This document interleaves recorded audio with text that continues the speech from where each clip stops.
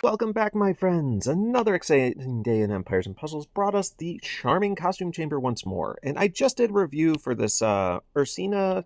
Let's go ahead and do the other new character in Musashi. So what does this guy have to offer? Well, it looks like he's going to be a rogue. Are they sticking with the same class? No, this time they did not. He was a barbarian. He is now a rogue. So we are going to go ahead and get that additional chance to dodge from the class bonus.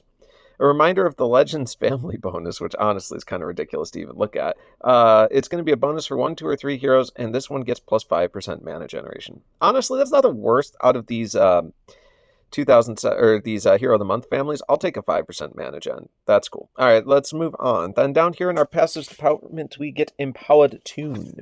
That gives us that 75% chance to resist all status ailments, mana reductions, buff dispels, and gain 5% mana on each successful resist. Now, that's obviously incredibly powerful. I like to think of Toons as sort of like a Swiss Army knife, because you can bring them against just about any type of effect that exists in the game, and you are going to be in really good shape to resist it. So I think that they have great purpose for that alone, and they are worth leveling, so keep that in mind.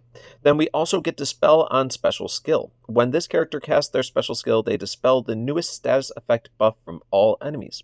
This passive can be unlocked by a costume. Oh, well, that's fine. Whatever. Yeah, obviously you're getting the costume if you pull out of here, so don't worry about that.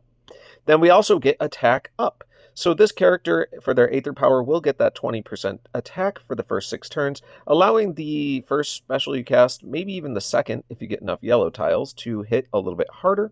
Speaking of the hit, we're getting a Toon Blade attack, operating at fast speed. It's going to deal 575% damage to the target and minor damage to nearby.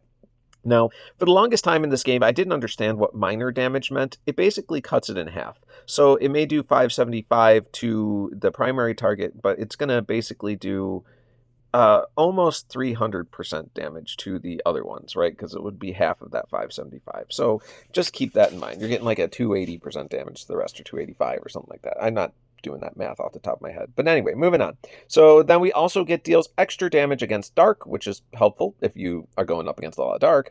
And it also will include the elemental link, allowing holy allies to do plus 15% attack, plus 15% defense for 6 turns, and this effect can't be dispelled. So that elemental link is actually kind of fun for your holy heroes, assuming you're stacking a team. This guy would go very nicely into a fast yellow kill team, because he is going to give that elemental link to your other holy heroes.